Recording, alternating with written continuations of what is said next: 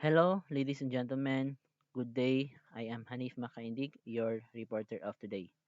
So today we will be going through FTIR, Fourier transform infrared spectroscopy.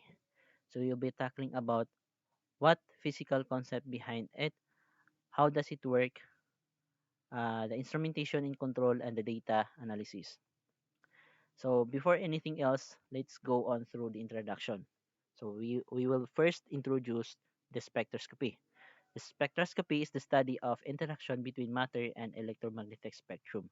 So electromagnetic radiation displays the properties of both particles and waves, and that particle's component is called a photon. And that photon is suggested, or the energy of that photon is suggested by this equation, which is E is equals to h times v, where h is um, Planck's constant and v is the frequency in hertz or in cycle per second. Now, as this photon or this wave interact with the sample or the matter, that matter will either absorb or reflect that wave depending on its composition, and that's what we are focusing here right now. Okay. Now, um, in here we are focusing on infrared spectroscopy, which is the spectroscopy that deals with the infrared region of the electromagnetic spectrum. And that is actually right after the visible light in the electromagnetic spectrum. So IR spectroscopy is an absorption technique, or absorption of infrared radiation brings about changes in molecular vibration within the molecules. So as I have said kanina, if the wave of electromagnetic spectrum and the matter will interact, there is a interaction of that um, particle particle of matter and the wave depending on its composition. So usually it results into a vibrational vibration, okay, of that molecules. Okay. Now, the frequency at which a particular band absorbs infrared radiation will be different over a range of band and modes of vibration depending on atom size, band length, and band strength. So we can actually compare this one into a fingerprint, no? So we know that fingerprint can be used to um, identify, okay, the identity of that person being possessing that fingerprint. So same as this, okay, every composition of molecules has distinct ability to absorb a region of infrared, okay, spectrum. So now, since we are focusing on how does a matter absorb an infrared region, here we will be tackling about how can the absorption occur. So we have here the two conditions. The first one is infrared absorption only occurs when infrared radiation interact with molecule undergoing a permanent change in dipole. So infrared absorption only occurs when the incoming infrared photons has sufficient energy for the transition to the next allowed vibrational energy state. As I have said kanina, for the wave to propagate on the matter, it needs a higher energy or sufficient energy to have an interaction to that matter. Okay? So yun. So it's either vibration or any other interaction. Now, there is two modes of vibration. The first one here is the stretching, and the second one here is the bending. So stretching is the vibration of oscillation along the line of the band, and bending is the vibration or oscillation not along the line of the band. Now, here we go. We are now have to define what is FTIR. So FTIR, actually, from that definition of infrared spectrometer, FTIR is the Fourier transform infrared spectroscopy that is least intuitive way to obtain the information. So dati kasi they make use of dispersive spectroscopy that used only of monochromatic beam of light to propagate to the sample. So when you say monochromatic beam of light, it is a beam that is composed of only single wavelength.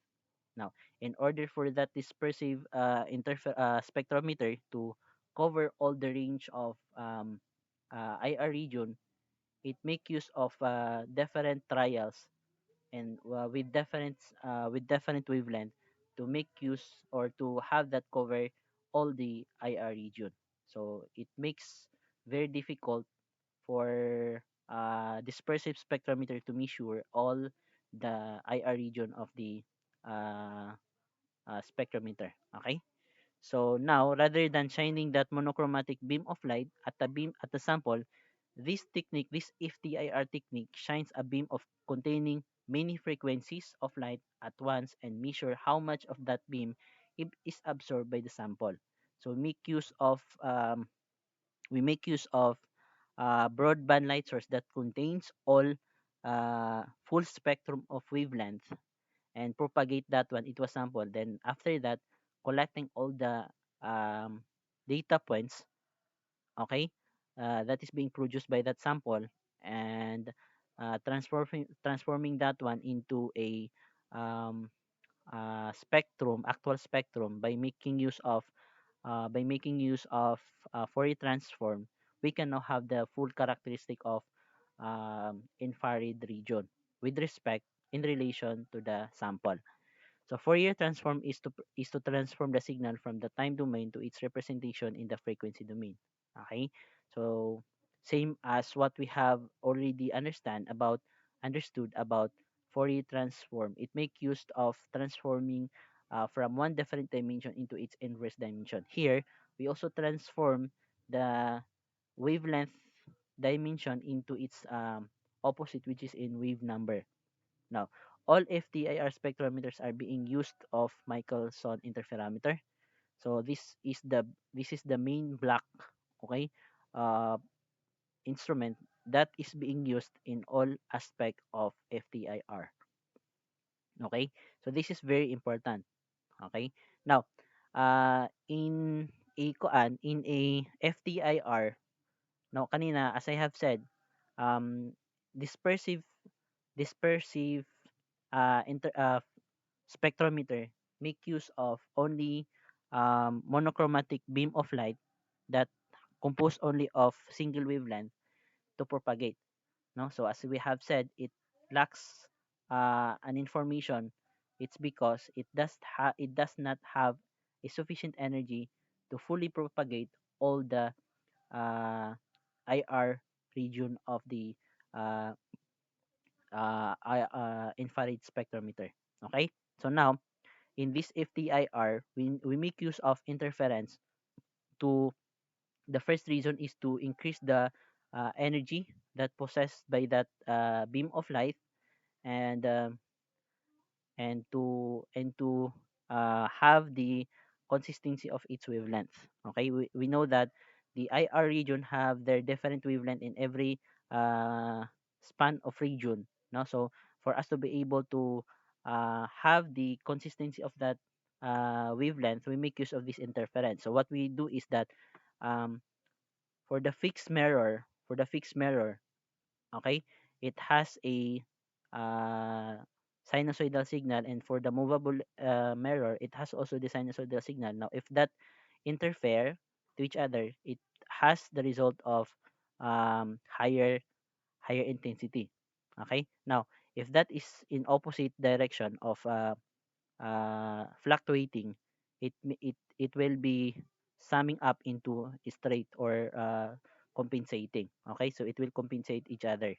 Okay, same as this one. Now, in that case, we make uh, use of increasing its energy.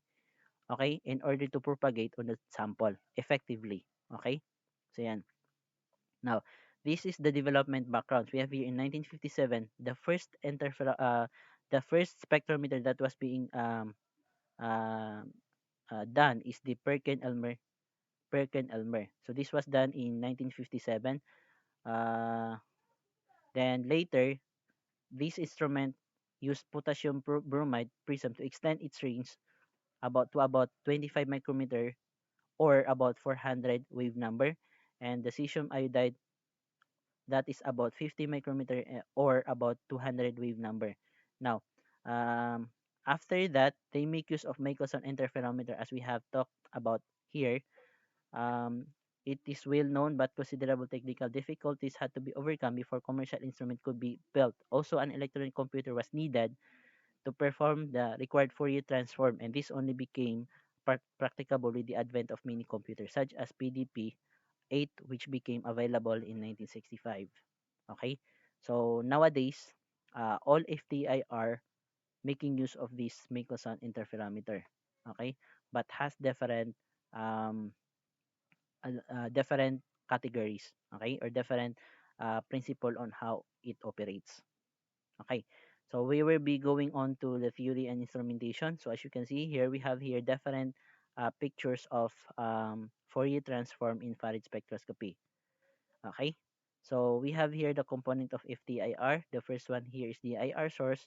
The second one here is the sample compartment. The third one here is the detector.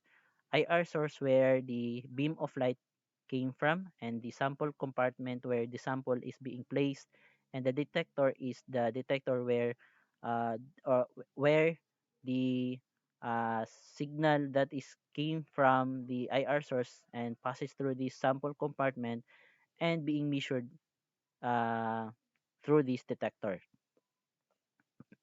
Now, this is the circuit diagram on how does FTIR being implemented. No, we have here the first one here is the source of infrared light,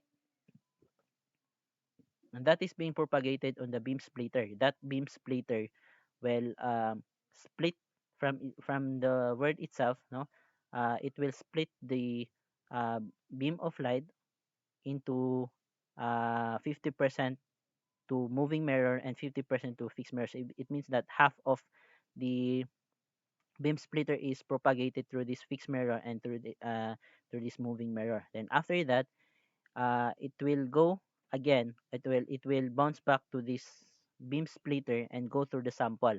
Okay, now some of the beam being produced, no, or being interfere through these two mirror is being absorbed by the sample, and some of it will be reflected towards this IR detector. Okay, now if that detector measures the IR region that is not being absorbed by the sample, it make use of Fourier transform to transform that one into a frequency domain for us to be able to have the required spectrum of the sample. Okay. Now, later we will be discussing more about that one. Okay. So we have here the light originate from the broadband light source here. Then half of the light is reflected 90 degrees and hits a fixed mirror, while the other half passes through the beam splitter and hits the moving mirror. As I have said, the split beams are recombined, but having traveled different distance, they exhibit an interference pattern with each other. Okay? So as they pass through the sample, the detector collects the interfering signal and returns plot known as interferogram. So here, we call this difference of path here, no, from this moving mirror and from this fixed mirror towards this beam splitter. We call the path difference or interfering signal as a optical difference. Okay, or some what they call that one as retarding for a retarding wave. No, so yun. So later we'll be discussing more about that one. So here um we have here the uh, more precise diagram of FTIR. Okay? So, by the way, kanina nabanggit ko na lahat ng mga FTIR is composes of in Michelson interferometer, no? So, here, dito sa diagram na to, ang interferometer dito is itong part dito. Okay? Lahat to siya. Itong moving mirror, yung fixed mirror, and this beam splitter. Okay? Yan yung interferometer natin. Okay, so once again, why we are making use of interferometer, it's because we have to uh, increase first the energy of the beam of light in order to propagate successfully or efficiently into the sample.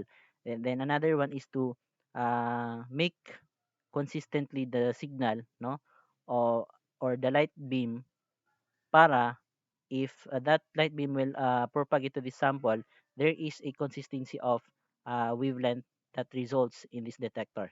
Okay, so yun. Now, we have here the measuring and processing of interferogram.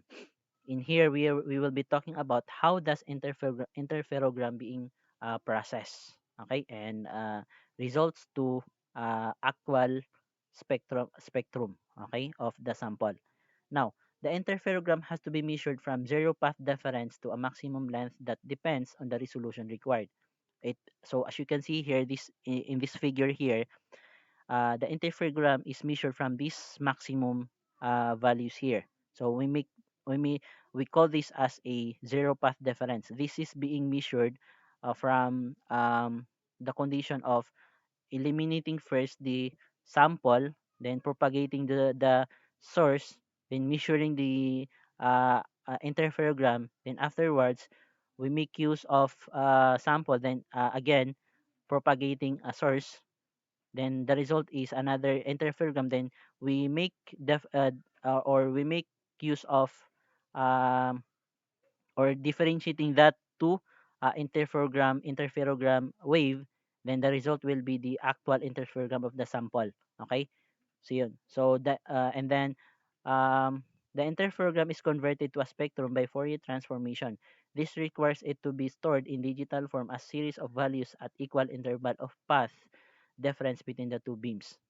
Okay?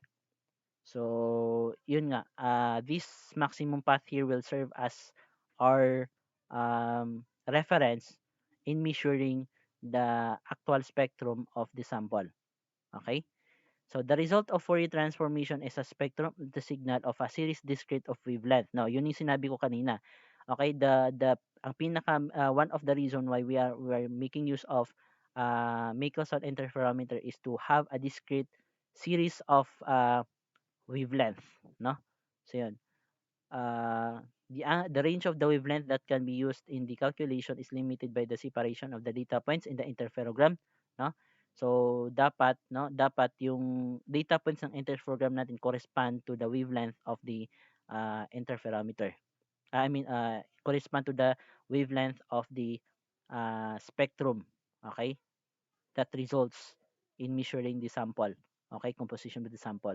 Now, the spectral resolution, the spectral resolution, such as the separation between the wavelength that can be distinguished, is determined by the maximum optical path difference. Okay, so the wavelength used in calculating the Fourier transform are such that an exact number of wavelength fit into the length of the interferogram from 0 to the maximum OPD, as this makes their contribution orthogonal. Okay? So in here, no, from this interferogram, we make use of Fourier transform to transform this interferogram papunta rito sa actual spectrum. Okay? So later, we will be discussing more about this actual spectrum. Okay? So now, we have here an advantage of FTIR. So the first one here is the speed. The speed, because all of the frequencies are measured simultaneously, no? So as I have said kanina, dati, they make use of dispersive um they make use of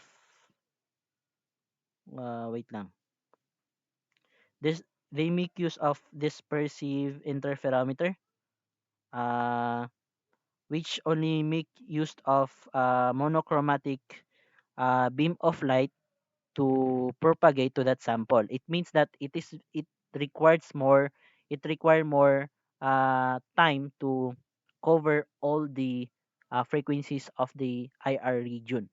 So here's a FTIR, we only need small time to cover that one. It's because all frequencies are being propagated simultaneously on that sample. Okay? So we have here the sensitivity. Sensitivity is dramatically improved with FTIR detectors are much more sensitive. Okay, so we have here higher signal to noise ratio. Okay, the ratio between the signal to noise is higher. It means that the signal being produced from the source is high accurate, no? Now, we have here the mechanical simplicity. The moving mirror in the interferometer is the only continuously moving part.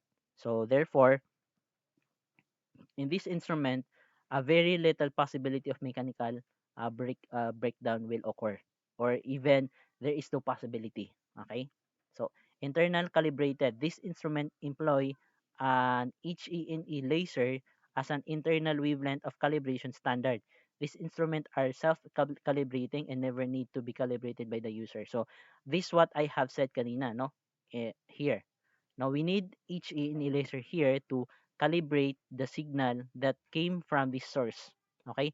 That, di ba kanina sinabi ko that we make use of make us an interferometer to have the consistent of value of wavelength, no? Kasi nga, as I have said, wavelength of the IR region are not totally consistent in value, no? So we make use of each in laser to base that signal to that function of each in a laser, okay, to have a consistency of wavelength or calibrated wavelength. Okay, so we have here the disadvantage of FTIR. So FTIR cannot detect atoms or monatomic ions. So we mean here that the single atom entities contains no chemical bonds. Okay, so di ba kanina sinabi ko that if the two conditions were not met, there is no absorption spectroscopy occur. Okay, so one of the condition is this one. Okay, these chemical bonds. Okay, the other one here is cannot detect molecules comprised of two identical atoms, which such as N2 or O2. So we have here aqueous solution are very difficult to analyze. Water is strong IR absorber. Okay, so complex mixture is sample give rise to complex spectra. So we have here the component of FTIR. Component of FTIR. So the first one here is the IR sources. We have here the silicon carbide element heated to about 1200 Kelvin. So that is being used in mid IR region. The second one here is the tungsten halogen lamp. This is being used in near IR region. And the third one here is the mercury discharge lamp that gives a higher output than thermal source. This is being used in far IR region. So later we'll be discussing about near, mid, and far IR region. So detectors, we're talking about detectors here. We have here different kinds of detector. The first one here is the pyroelectric detectors. This is being used in near IR region. We have also here the cold photoelectric detectors. We have also here the liquid nitrogen cooled mercury cadmium telluride detectors that is being used in mid IR region. We have also here the uncooled indium gallium arsenide photodiodes. This is being used in near IR region. We have also here the liquid helium cooled silicon or germanium bolometers. This is being used in far IR region. Okay, so we have here the beam splitter, no? Beam, once again, beam splitter is part of interferometer where it split the beam of light into two parts. The 50% towards the moving moving mirror, and 50% towards the stationary mirror. So the purpose of that is to have an interference of the signal. Okay, so and to have a higher energy that is sufficient to propagate on the sample. Okay, and to have a measurement in the detector. Okay, then after that we have also here the attenuated total reflectance of Fourier transform. So we have here the most used uh, measurement here is the Fourier transform, a fast Fourier transform. Okay, so here we have here the spectral range. Now what I have said kanina that the spectral region of IR, okay, or infrared light has three um, composition. The first one is the far infrared, the second one is the mid infrared, and the third one is the near infrared. So nowadays they make use of near infrared. It's because Michelson interferometer are more suitable in using that uh, infrared light of beam. Okay. Um, so okay. So here we have here the data analysis. Now, this graph here is from an internet or from a survey that I have studied upon. Now, so we have here the graph of a graph of a certain spectrometer of a sample that is being used, making use of FTIR. Now, as you can see here, we have here the fluctuating values, no? We have here the fluctuating values and discrete amount, in a discrete amount. Okay? Now, so in a IR region kasi, in IR region, this is an IR region of from 4,000 to 500 wave number. This is the IR region. So, in IR region kasi, in every range of wave number, there is a distinct characteristic of absorption of infrared region. Okay?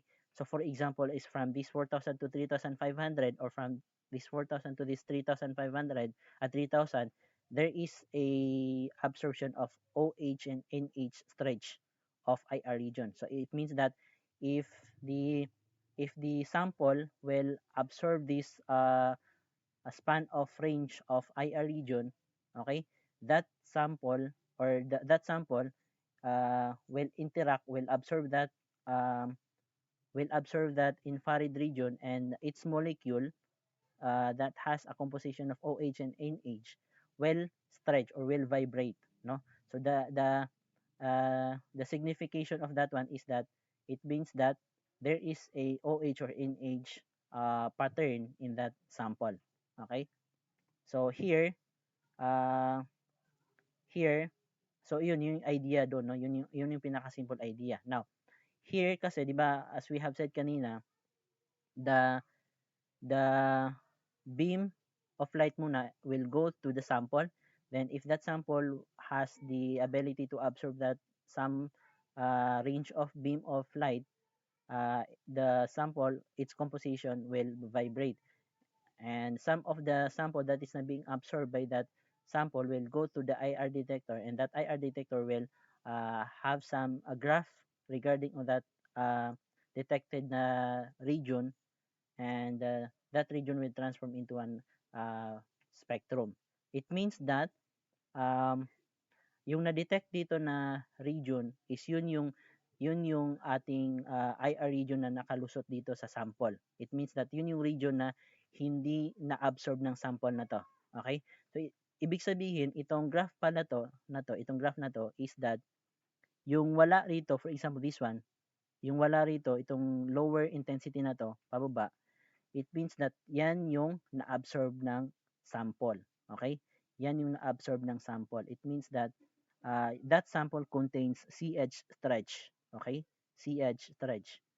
Okay? So, by making use of that one, we can now have the ability to measure what is the um, characteristic of that sample. 'Di ba? So, yun.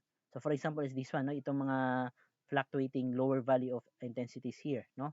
So, that lower values have their distinct characteristic, okay, in relation to this wave number. Then, we make use of that one to identify the composition of the sample that is being measured. Okay? So, yun. Now, we have here a table where it's shown here that for every bonding of molecules, okay, there is a corresponding IR region in which we use to characterize the sample. For example, is that um, when, as I have said kanina, when this sample here have don't have an intensity, for example, fluctuating downward, okay, it means that ito yung region na na-absorb ng sample. Okay? So by taking or by seeing this table, we can now identify what is that type of molecules, no?